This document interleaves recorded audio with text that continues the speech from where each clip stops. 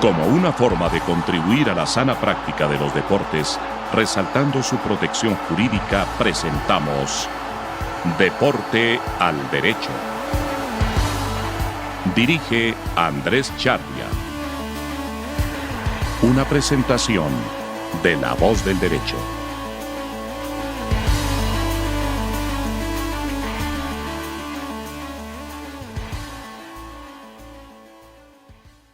Buenos días, estamos en La Voz del Derecho, en Deporte al Derecho, un programa que toca temas deportivos desde el punto de vista jurídico. Hoy ya estamos el equipo completo, la alineación completa. Santiago Cadavid, desde Medellín o de Envigado, no he podido saber, pero creo que es lo mismo. Rafa Alonso, él sí es de La Coruña. Parece que el clima mejora, acá siempre hay un parte meteorológico de La Coruña. Y está Andrés Charria desde Bogotá.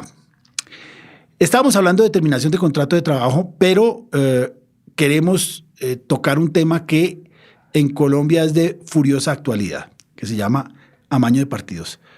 Rafa, Santiago. Muy buenas a todos. ¿Qué tal, Andrés? Rafa, igualmente, y un saludo para todos nuestros oyentes, televidentes, y un tema importante que viene siendo candente por estos días, particularmente en el fútbol profesional colombiano. Sí. Para ponernos en contexto, ha habido muchos problemas, ha habido muchos escándalos que al final pasa lo que pasa mucho en el fútbol, que dirían las señoras que dan agua de borrajas. No ha habido mucha investigación, hay tipos penales, hay una cantidad de cosas, pero la realidad es que hay partidos sospechosos, hay apuestas raras. La irrupción de las apuestas en Colombia y yo creo que en el mundo han hecho que se cambie la forma de ver el fútbol, el deporte en general, pero vamos a hablar de fútbol. Los escándalos por apuestas no son nuevos. Yo siempre hablo, cuando empiezo a hablar de eso, es un poco, me anticipo mucho, pero es el caso de las medias negras, Black Sox, en la Serie Mundial de 1918, donde unos jugadores resolvieron vender el partido, 1919, perdón. Y ahí ya se hizo notorio, se retiró a las apuestas del béisbol casi 80 años, ya están nuevamente, es decir, la irrupción de las apuestas en el mundo es importante, pero ya para 1919 retiraron de toda actividad a 8 jugadores por dejarse ganar. El primer escándalo realmente grave es Black Sox. Los amigos italianos, que son buenos en hacer cosas muy buenas, pero también hacer cosas muy malas, tienen 2 historias complicadas de apuestas y amaño de partidos. El primero se llamó el Totonero, 1978-79, donde AC Milan y Lazio descienden. Para mí la historia más complicada pues es la sanción a Paolo Rossi, que casi no juega el Mundial de España, Rafa, pero que al final le levantaron la sanción o se la disminuyeron y tuvo el gusto de quedar campeón mundial en España con un mundial realmente brillante, sobre todo la segunda parte. Y después aparece el Calciopoli, que también es un tema de apuestas deportivas, donde acaban relegando a la Juve, si no estoy mal, sale Luciano Moggi suspendido de por vida, y en general han tenido malos momentos por apuestas. El Código Disciplinario de FIFA habla de manipulación de partidos o competiciones de fútbol. Las personas que, directa o indirectamente, por acción o omisión, influyan de forma ilícita o manipulen el curso de un partido o competición, su resultado o cualquier otro aspecto de los mismos, o las personas que conspiren o traten de hacerlo por medio que sean, serán sancionadas con al menos 5 años de prohibición de ejercer actividades relacionadas con el fútbol, así como una multa mínima de 100.000 francos suizos. En los casos graves, el periodo de vigencia de dicha prohibición será más largo o incluso vitalicio. En caso de que un jugador oficial adopte la conducta descrita en el apartado 1, el club o la federación a la que pertenezca el jugador oficial podrá ser sancionado con la derrota del partido por retirada o renuncia, o podrá ser excluido de toda competición, siempre y cuando quede protegida la integridad de esta última. Adicionalmente, se podrán imponer otras medidas disciplinarias. Es un tema grave. Es un tema que en Colombia, además, está cada vez más presente. El presidente de un equipo solicitó que se investigue a su equipo, cosa que a mí me parece insólita, al menos en Colombia, pero si vamos muy cerca, Bolivia creo que suspendió 2 campeonatos precisamente por amaño de partidos. Yo creo que es grave, yo creo que la irrupción de las casas de apuestas ha hecho que el fútbol cambie, que se vea de otra manera, porque por ejemplo, ya no se apuesta el resultado como en 1918, sino se puede apostar a marcador en primer tiempo, a marcador en segundo tiempo, número de goles, pero hay apuestas exóticas, número de saques de banda, números de tiros de esquina, número de expulsados, tiempo de expulsión de algún jugador. Y se ha llegado tanto el tema de apuestas que, por ejemplo, Trippier, un jugador que se fue de Inglaterra a España, tuvo un problema porque se estaba apostando a qué club iba a ir. Y Trippier, que sabía a qué club iba a ir, parece que en una charla de comida o a su amigo le dijo a dónde se iba a ir, apostó y obviamente acabó con problemas. La pregunta es hasta dónde llega eso. En un grupo de WhatsApp, pues les digo, bueno, si mal no recuerdo, pues. Entonces, esa es la historia. Me parece que es importante mirar qué está pasando y oírlos a ustedes. Santiago creo que está bastante enterado en Colombia y Rafa debe tener muy buenos temas en España. Pues Andrés, sí, como bien lo comentas, es un tema que por estos días nos aqueja bastante. Creo que se está saliendo un poco de esto de control, además porque el patrocinio de las casas de apuestas es incesante, ¿no? Estas desde hace unos años llegaron aquí al fútbol colombiano. En general en el fútbol del mundo ve uno que patrocinios de grandes equipos, de las ligas, son casas de apuestas, pero mientras van aumentando esos patrocinios, van aumentando también las malas apuestas, ¿cierto? O la influencia de las personas para la manipulación de partidos y competiciones a través de las apuestas. Entonces también un tema para la reflexión, no tanto en este programa, pero sí es ver qué tan coherentes estamos siendo hoy en día en el deporte, que no queremos apuestas, no queremos estos comportamientos, pero por otro lado cada vez le abrimos más la puerta al dinero de las apuestas para que patrocinen nuestras competiciones y nuestros equipos. Eso por un lado. Y también ya para aterrizar un poco más en el tema jurídico, mire que ese artículo del Código Disciplinario de la FIFA que usted leyó, que es el artículo 20, mire que ya FIFA también ha ampliado mucho más el espectro de lo que puede ser amañar un partido. No es solo el que se vende para perder, o así lo entiendo yo, porque cuando me habla FIFA de que influyan de forma ilícita, ya no es solo manipular, entonces influir de forma ilícita, ahí puede caer, no sé ustedes qué opinan, pero ahí puede entrar el tema de las primas por ganar, por ejemplo. El hecho de yo decirle, yo soy un equipo, necesito que otro equipo le gane a otro elenco, entonces voy y motivo a través de dádivas de dinero a ese equipo para que gane. Unos dirían, hombre, pero estás antes incentivando la competición, estás motivando para ganar. Pues bueno, eso bajo este espectro nuevo de FIFA, pues también sería una conducta reprochable y sancionable. Entonces, una de las primeras reflexiones es el concepto de amañar un partido o una competición, pues cada vez es más amplio. Y un breve comentario sobre nuestra reglamentación, el CDU de la Federación Colombiana de Fútbol.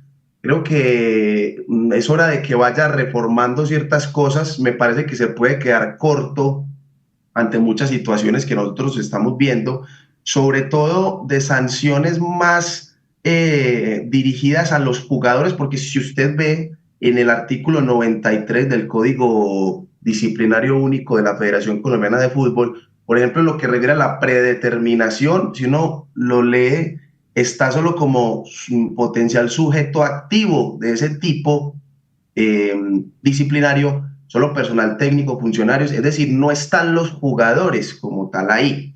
Los jugadores se les suele canalizar es por el tema de corrupción, que es un tipo mucho más alto. Entonces creo que en sanciones para jugadores propiamente y para equipos, considero yo que nuestra reglamentación debe desarrollar ese tema mucho más y poner sanciones, porque también ese panorama a veces un poco o muy etéreo o muy grisáceo, y la dificultad probatoria que en esos procedimientos disciplinarios también tiene, hace pues que estas normas no terminen gozando de la eficacia que pues muchas veces quisieran, y por eso es que tenemos tan pocas sanciones aquí.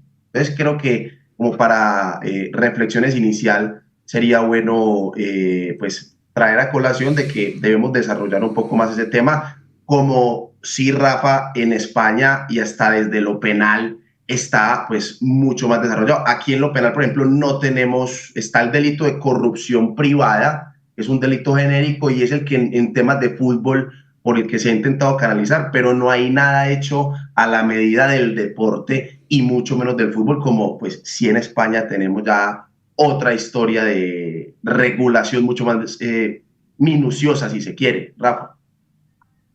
Pues sí, así es.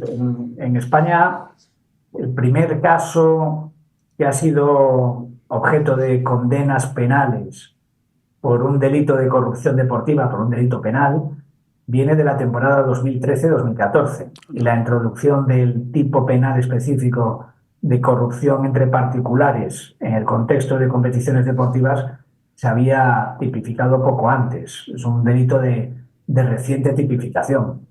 Lo que siempre había estado en el código disciplinario del fútbol español pues es la predeterminación de resultados, esos amaños tendentes a predeterminar el resultado de un encuentro en un determinado sentido. ¿Qué ocurre? Que los medios de investigación de los órganos disciplinarios son muy limitados. Entonces ya desde hace muchos años había habido denuncias por supuestos amaños, pero desde el momento en que había también un proceso penal en marcha, pues los órganos disciplinarios paralizaban, suspendían el procedimiento hasta que terminase el proceso penal con una relación de hechos probados en una sentencia firme. Y eso, pues en relación con el desarrollo normal de la competición, no te soluciona el problema, porque para cuando haya salido esa sentencia firme, los descensos o clasificaciones para otras competiciones que vinieron motivados a consecuencia de ese encuentro que pudo estar predeterminado, pues ya no son ejecutables, ya han pasado demasiado tiempo desde que se cometieron los hechos. Tanto el tipo penal de corrupción deportiva como la infracción disciplinaria deportiva de predeterminación de resultados abarca dos supuestos habituales, que sería el de quien amaña para un beneficio propio y directo del club, es decir, el directivo que habla con el equipo contrario, con su entrenador, sus jugadores o con su portero y su defensa titular, y les dice: te doy tanto dinero si os dejáis ganar, y lo que busca es el beneficio directo de su club, como también el caso relacionado con apuestas deportivas, es decir, que es un tercero ajeno a la organización deportiva el que compra la voluntad de los jugadores para que se produzca un resultado del cual se van a lucrar las personas que van a apostar a la producción de ese resultado. Pero realmente la conducta es la misma. Lo único que diferenciamos aquí es la motivación última de aquel que realiza la conducta ilícita, si es para obtener un resultado deportivo o si es para obtener una ganancia económica en los juegos de azar. Pero todo se reduce a la misma conducta, que es pagar un precio para influir en los resultados. Porque después lo que sí tenemos de manera específica en relación con las apuestas es esa infracción que castiga a las personas que realizan apuestas en eventos en los que ellos tienen relación, que sería algo parecido al caso de Trippier, ¿no? Pero bueno, quiero dejar claro de entrada eso, que bajo la corrupción pues tenemos tanto los casos relacionados con apuestas como los casos relacionados únicamente con la obtención de un beneficio, e incluso a veces no solo comprando al equipo contrario, sino también influyendo en las designaciones arbitrales, que precisamente el escándalo del Moji Gate al que hacía alusión Andrés en la introducción, venía relacionado con esto, con la influencia en las designaciones arbitrales para beneficiar a los clubes más importantes, porque no solo la Juventus había sido sancionada y descendida, sino creo que también el Milan había iniciado la temporada siguiente con puntos negativos, etcétera, etcétera. Y en España ahorita el tema de Negreira empieza a ser complicado. En España el tema de Negreira, lo que sucede con él es que la vía disciplinaria deportiva estaría totalmente prescrita, porque ya habrían pasado más de 3 años desde que se cometieron los posibles hechos punibles. Pero en cambio, lo que está avanzando es la investigación penal de esa posible actuación.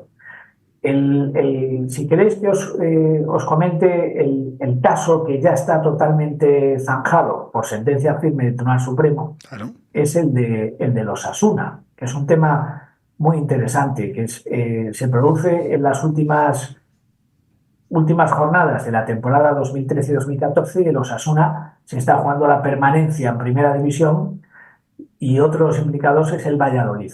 Y se da la circunstancia de que en las 2 últimas jornadas el Betis, que no está implicado en la lucha por el descenso, tiene que visitar al Valladolid y al Osasuna. Por lo tanto, va a ser juez involuntario del descenso. Pues un directivo del Osasuna habla con 2 jugadores del Betis que tenían influencia sobre el resto del vestuario y le promete una determinada cantidad, creo que eran más de 600.000 euros para toda la plantilla, si no le ganan a Osasuna y dan lo mejor de sí mismos contra el Valladolid y obtienen un resultado positivo. Es decir, lo que sería una prima por ganar y a terceros cuando jueguen contra el Valladolid, y lo que sería un amaño sin paliativos cuando jueguen contra Osasuna. El caso acaba llegando hasta el Tribunal Supremo y en la instancia anterior, la Audiencia de Navarra había condenado por los 2 hechos. Había establecido que igual de corrupción deportiva representaba el dejarse ganar contra los Osasuna como el aceptar dinero para estar más motivados contra el Valladolid.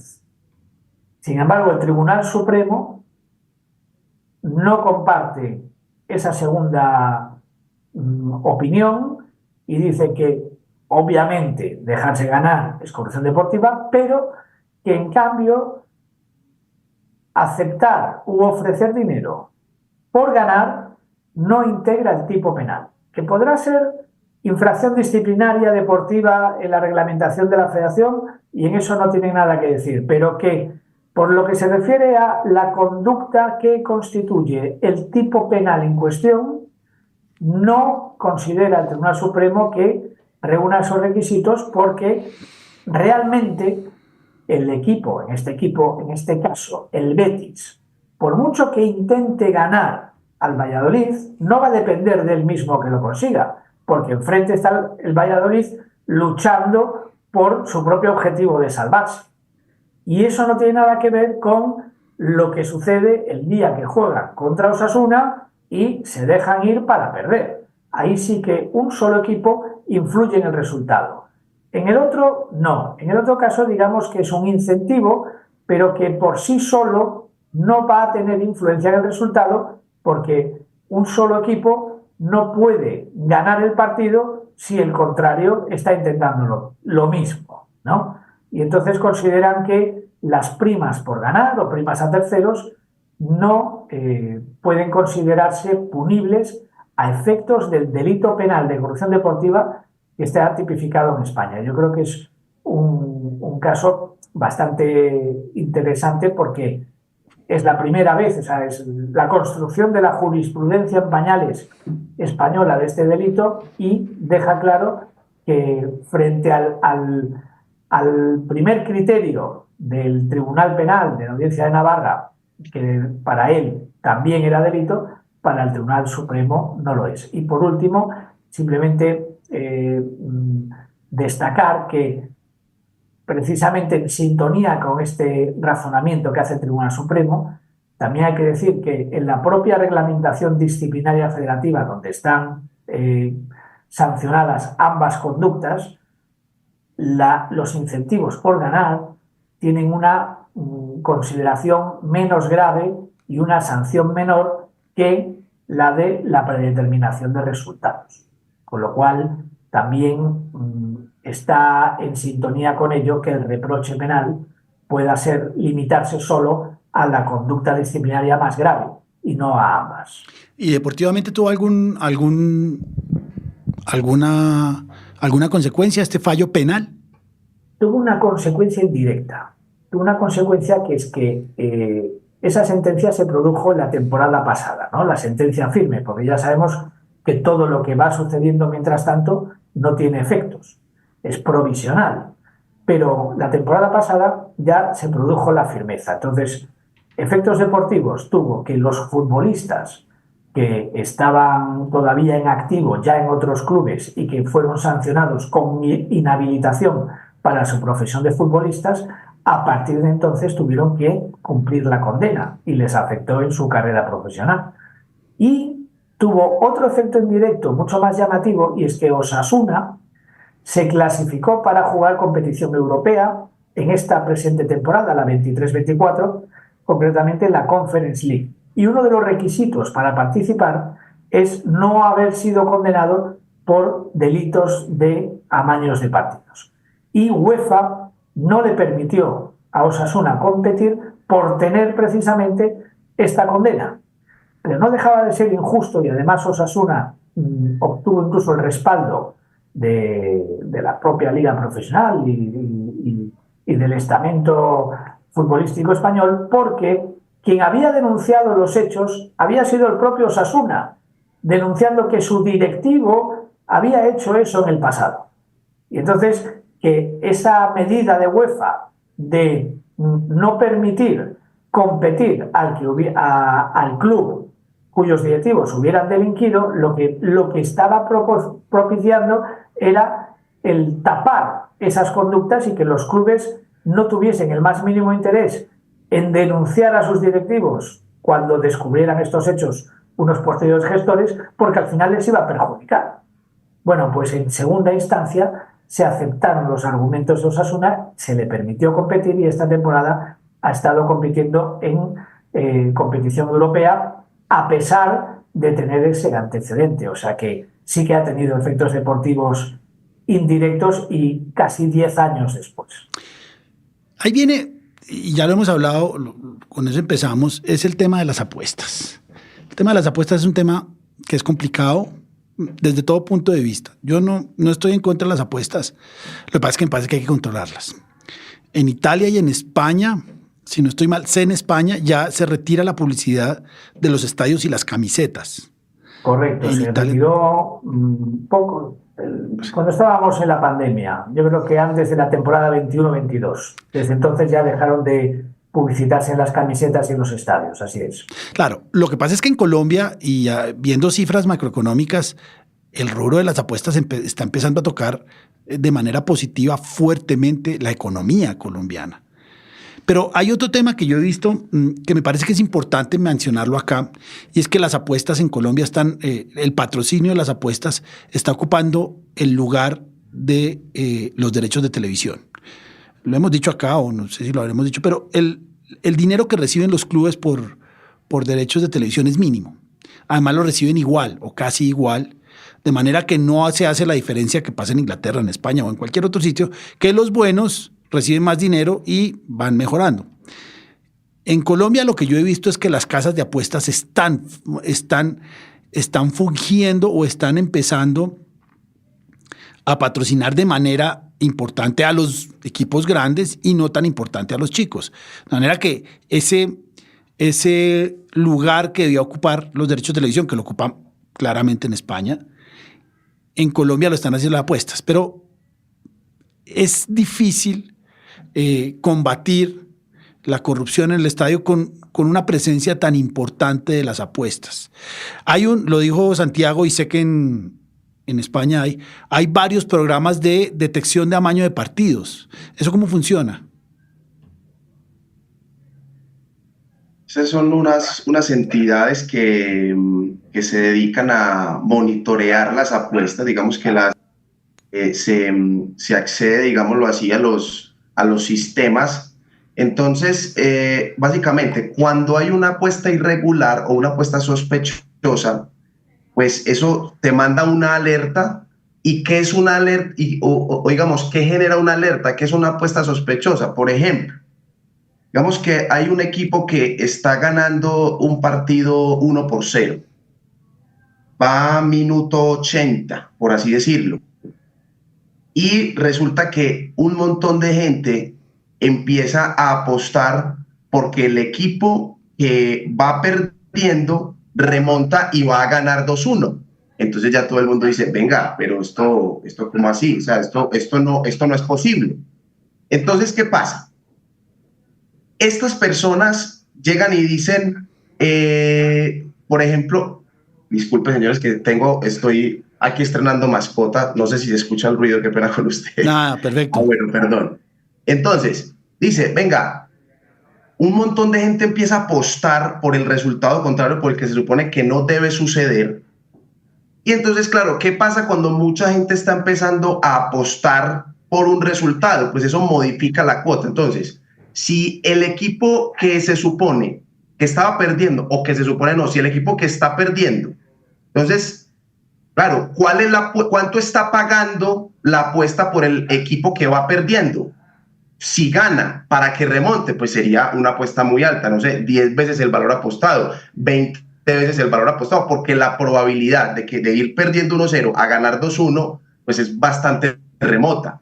Entonces, cuando mucha gente empieza a apostar por ese resultado improbable, ¿qué es lo que pasa? La apuesta, o digamos, el valor que se paga, la cuota empieza a bajar, a bajar, a bajar. Entonces, cuando empieza a bajar a unos niveles ya muy acelerados, contrarios a lo que puede ser normal, te dicen, mire, esto es una apuesta sospechosa, te lanzan una alerta y las federaciones, las ligas, los organismos deportivos en general, pues tienen estas alianzas con esas entidades, está Genius Sports, conozco una, entre otras que ya tienen convenio, entonces emiten esos reportes.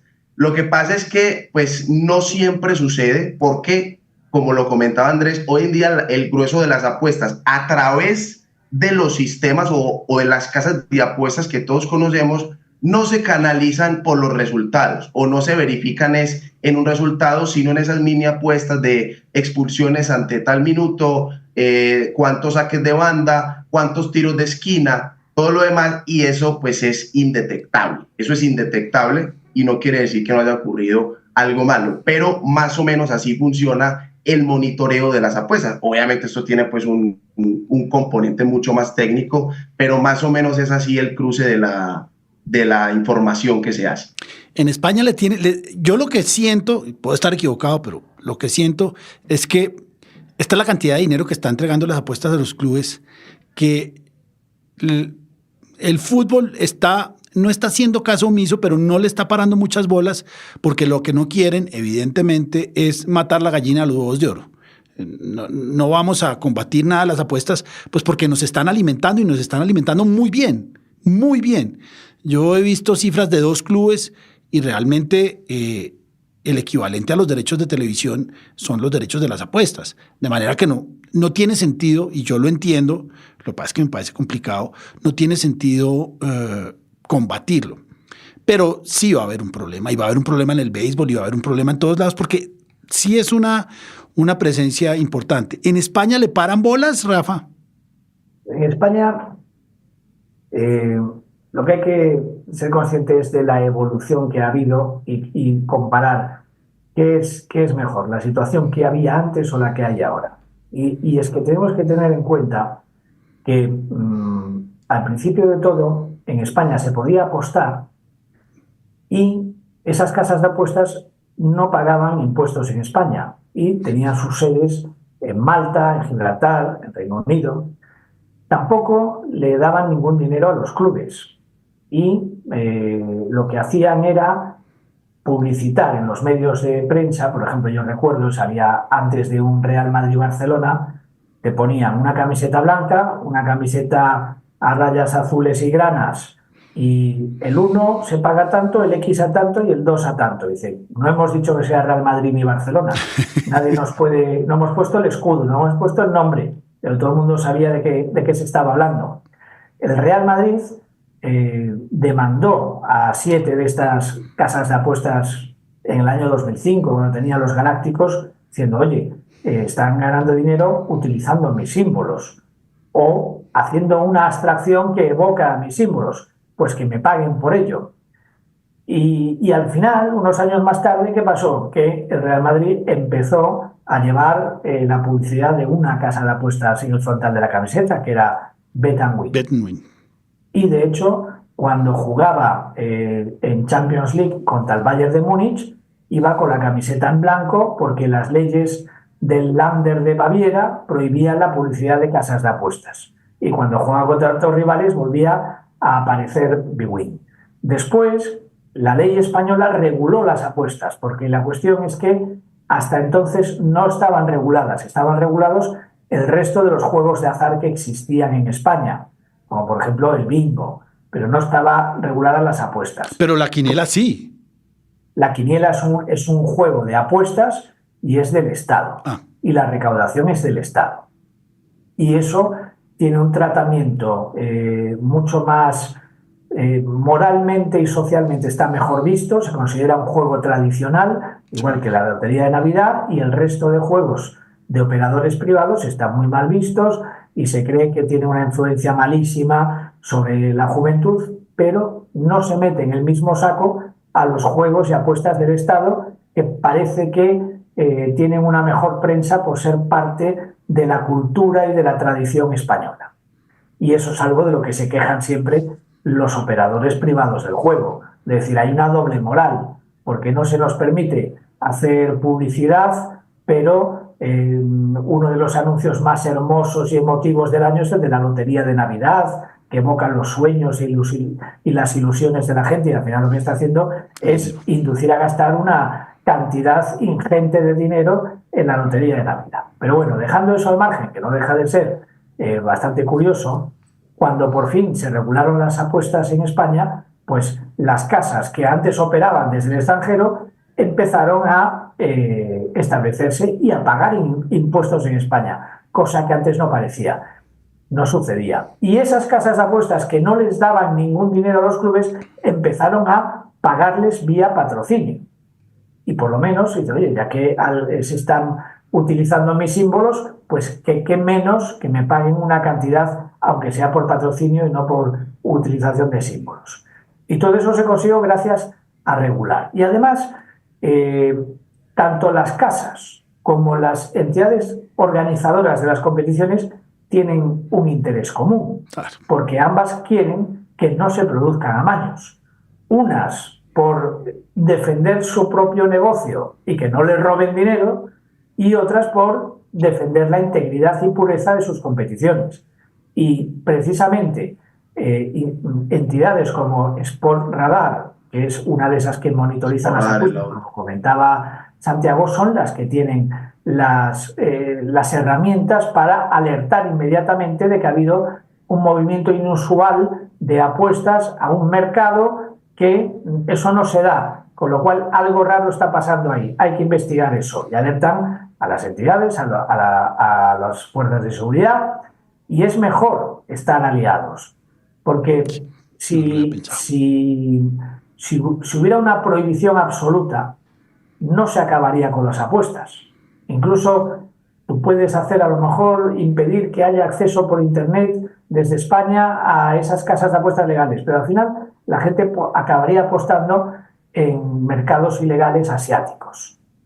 Y ahí tendrías también esas mafias pudiendo interferir en los resultados de las competiciones, y no tendrías esa alianza, esa ayuda para investigar, sino que quedaría de una forma totalmente ilegal. Ahora, si tienes un mercado legal de apuestas, pues el riesgo de que haya gente que vaya a esos mercados ilegales asiáticos es mucho menor, Porque ¿para qué complicarte la vida cuando puedes apostar legalmente en casas que pagan sus impuestos en España? Entonces yo creo que hay que poner un poco en la balanza las ventajas y los inconvenientes y decir, si no puedes acabar con el problema, casi es mejor tenerlo lo más regulado y lo más legalizado posible y cooperar por ese interés común. Porque la otra disyuntiva, y es de donde veníamos en España, no es un escenario mejor en absoluto. No es eficiente. Santiago, ¿qué está pasando en Colombia? Pues a ver, primero que todo no es que esté pasando. Realmente esto es un mal que lleva pues varios años. Sí, pero está reventando ahora. En este momento está reventando y creo yo que ya se empieza a hacer un poco más, como nosotros decimos acá, un poco más de frente, ¿no? Creo que ya menos encubierto porque hemos tenido, sobre todo en este inicio de año, en una conjunción de las denuncias de los mismos presidentes de los equipos porque jugadores de sus planteles están amañando los partidos, actuaciones arbitrales también dudosas que en ciertas ocasiones pueden exceder ese ámbito de la interpretación del árbitro, y con los temas de apuestas también. Estaba comentándoles extra micrófono que esta semana en Colombia tuvimos un partido de la B que tuvo una alerta por un movimiento inicial de apuestas. Yo creo que eso hace mucho tiempo no se veía, que llegue a tal punto de que pues caiga en ese ámbito. Entonces, en este momento en Colombia están pasando cosas y es que ha habido muchas, o sea, hemos tenido muy pocas sanciones al respecto. Creo que jugadores condenados, hay uno. Solo uno por 2 años, un jugador del Quindío, Francisco Navas, si mal no recuerdo su nombre. De resto no, y no quiere decir que haya sido el único involucrado, pero esto es algo de todos los días. Nosotros que trabajamos en equipos de fútbol, y Rafa, pues el jugador ya un poco en confianza con él te dice, ve, para tal partido recibí una llamada que si hacíamos tanto esto, y yo, venga, ¿por qué no me lo dijo? O sea, menos mal cuenta uno con jugadores, o al menos eso confía uno, pues que tienen esa integridad, que temen de las consecuencias, particularmente en Envigado Fútbol Club. En nuestro caso, les damos capacitaciones, charlas sobre integridad, les damos protocolos sobre cómo proceder. Hay jugadores que son juiciosos, pero es un mal que aqueja permanentemente, y este año parece que la cosa, y yo creo, Andrés, que es la punta del Everest. Sí. O sea, si eso es lo que estamos viendo, lo que no estamos viendo es de dimensiones mayores. Y cierra el círculo el tema del VAR. El tema del VAR está haciendo... los árbitros está... El tema del VAR es que el grosor de las líneas, hay cosas realmente sospechosas, no podemos uno decir más. Y el VAR acá no nos está dando confianza. La realidad es que el VAR funciona poco y mal. ¿Cómo funciona el VAR en España? Porque eso también abre mucho más las suspicacias. Unos penales que no son, que los pitan, unos que realmente son, que no los pitan, llaman al VAR. El VAR se está volviendo desesperante. Y el VAR es un ángulo más de todo este polígono donde todos somos sospechosos, pero el VAR está realmente mal. ¿En España, Rafa? El VAR, en general, en todo el mundo, está todavía en crisis, en fase de desarrollo incipiente. Yo creo que los aficionados todavía estamos intentando entender todo el funcionamiento del protocolo VAR y se va perfeccionando. Yo creo que ahora la mayor duda que tenemos en España es definir los casos en que puede y no puede intervenir el VAR. Porque todos creo que tenemos más o menos claro que cuando la imagen es dudosa y hay, por ejemplo, si el árbitro pita un penalti y la imagen te muestra que hay algún contacto, aunque igual no es suficiente para penalti, pero hay contacto, pues que no se entraba a revisar. Y la gente tendría eso. Solo los casos clamorosos de los que se ha visto que el jugador ha engañado al árbitro, que no hay ningún contacto. y si hay alguno, pues entonces ya prevalece la interpretación del árbitro sobre la del VAR. Pero en cambio ahora estamos viendo jugadas en las que no, en las que se llama al árbitro a valorar la intensidad del contacto o si realmente provoca la caída o no. Entonces al aficionado medio se lo descoloca porque dice, pero yo me quedé en que cuando había contacto ya no intervenía el VAR.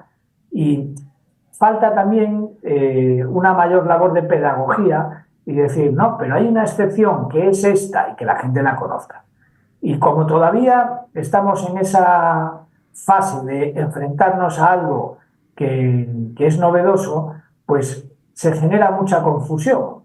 Y yo creo que eso es lo que hace que tengamos esa percepción de que no se entienda realmente en qué supuestos se utiliza y en cuáles no. Los árbitros lo tienen muy claro.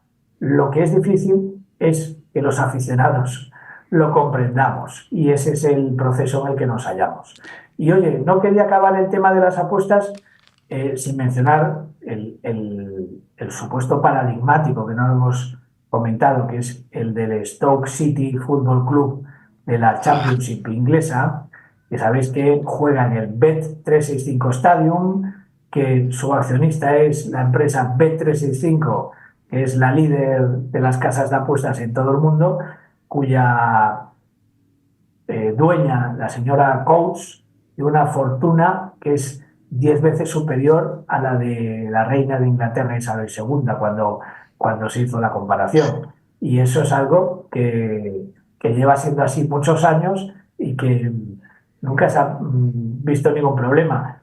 ¿Qué diríamos en Colombia o en España si tuviéramos un caso como el de Stoke City? Habría que preguntarle a los ingleses cómo ven esta cuestión. Lo que pasa es que las apuestas en Inglaterra, pues eso sí, esa es como la primitiva en España. Es decir, allá, yo la última, una de las particularidades que hay en Colombia, que ya me lo explicó una amiga, es que yo no puedo abrir ahora, yo por ejemplo, no puedo abrir las casas de apuestas inglesas, porque como van a recibir dinero, el Estado colombiano va a recibir, no te deja abrir casas de apuestas. Yo la última que vi que me gustó mucho fue la de quién iba a ser papa. Ya hace 12 años, creo, si era Jorge Mario Bergoglio, había varios, pero ya no se puede. Pues yo creo que este tema de las apuestas, del amaño de partidos y de todo, va para largo. Yo creo que nos falta mucho. No somos Inglaterra, y yo creo que España tampoco es Inglaterra, para tener esa noción cultural de apuesta, y por lo tanto, falta mucho. Yo creo que el tema, las apuestas no se van a ir, no se van a acabar. Creo que falta mucha regulación, falta mucha cultura, que me parece que lo que hace Envigado es muy bueno. Pero estamos empezando y yo creo que nos falta mucho tiempo para ver qué va a pasar con el número de tiros de saques de banda que va a haber entre el minuto 15 y el 25 y si eso es amaño de partido, si no. Porque el problema, yo creo que nos falta todavía mucho y va a aumentar mucho y eso va a tocar al fútbol. Si no se hace algo bien hecho, no creo que sea retirar las casas de apuestas, por lo que dice Rafa, porque la gente va a seguir apostando. Pero sí es un hecho que hay que mirarlo bien. Lo que va a decir el fútbol es, no me toquen las apuestas, que es con lo que yo estoy sobreviviendo. Yo conozco clubes que viven de las casas de apuestas y les adelantan dinero y funcionan bien. Sí. Vamos a ver. Bueno, señores. Pero ahí también, Andrés, antes de que termine, es breve, o sea, no es que sea mala la apuesta per se, no. ¿Cierto? ¿Qué es lo que pasa? Que ahí es donde entramos a hacer unas diferencias prácticas, sobre todo para que le quede a nuestros oyentes. Es decir, hay apuestas legales, apuestas ilegales. ¿Cuáles son las legales? Aquí en Colombia, las que se hacen a través de los operadores avalados por Coljuegos, que es la entidad gubernamental que se encarga de regir todo el tema de juegos de suerte y azar. Apuestas ilegales, las que comentaba Rafa, las que están en otros países que no tienen esa autorización para operar, en este caso en Colombia.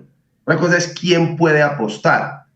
Entonces, el jugador de fútbol, las personas que estamos vinculadas al fútbol, se supone que no podemos apostar. El hecho de que apostemos ya es sancionable, en teoría. Es decir, no es que esa apuesta tenga que estar vinculada necesariamente a un resultado concreto o estar ligada a un amaño de partidos para que sea punible. Está en el código de FIFA, está aquí en Colombia, por el solo hecho de tú ser jugador, directivo, cualquier vínculo, habla de personas vinculadas a los clubes del fútbol profesional colombiano, no pueden participar, no podemos participar. Entonces yo teóricamente no puedo participar o apostar en el próximo partido Nacional Equidad. No tiene nada que ver con Envigado, pero yo no puedo participar. Eso es una cosa. Y lo otro es ya cuando la apuesta como tal sí está vinculada, como lo comentaba Rafa, y tiene como fin manipular un partido. Ahí es donde vinculamos apuestas con amaños de partidos. No son cosas similares, pero sí se conectan en un punto, y es en ese punto donde se encuentran que estamos pasando por una crisis. Y en el caso de los jugadores, ellos no pueden apostar directamente. Escuchaba hace poco que crean una cuenta y esas plataformas están vinculadas. O sea, es como que si los operadores tuvieran una base de datos del sistema Comet, que es el de registro de jugadores, de transferencias y demás aquí en Colombia, y entonces no te la deja crear, porque ya es una cédula de una persona que está vinculada en el fútbol. Pero los jugadores le crean cuenta al hermano, a la tía, a la mamá, cosas así. Entonces, ese vínculo de apuestas para amañar partidos es ahí donde se encuentra, es ahí donde está lo negativo y donde creo que sí tenemos mucho por hacer. Y finalmente no solo se amaña partidos por apuestas, que es el otro tema. Se amaña partidos como el caso de Osasuna, se amaña partidos porque se quiere quedar en la B, porque pues básicamente los clubes tienen varias motivaciones. Esto va para largo, y yo creo que nos va a tocar por ahí una vez al semestre hablar del tema, de ver en qué va. Me gustaría mucho tocar más largo el tema de la publicidad en Italia y en España, cómo se acabó, que eso puede ser bueno para el fútbol, porque va a haber más dinero para los equipos en vez de pues no sé dónde la gastarán las casas de apuestas. Rafa, Santiago, muchísimas gracias. Yo creo que es un tema que hay que tratar mucho. Creo que es un tema que acá no se toca, les da mucho susto a los operadores deportivos, pues lógicamente porque reciben muchísimo dinero y no está mal. Es decir, antes era el tabaco y el alcohol y no estaba mal. Se retiró por razones de salud pública. Por ahora las apuestas no se van a retirar. Yo creo que en Colombia falta mucho, porque creo que está recibiendo muchísimo dinero el Estado por tema de apuestas, pero hay que mirarlo. Rafa, Santiago, muchísimas gracias. Nos vemos, seguiremos con temas de terminación de contratos de trabajo sin justa causa. Ya vamos a hablar de hechos puntuales y nos seguiremos viendo. Muchas gracias. Luis, muchas gracias. Un abrazo, Luis. Muchas gracias. Un placer, como siempre. Hasta la próxima.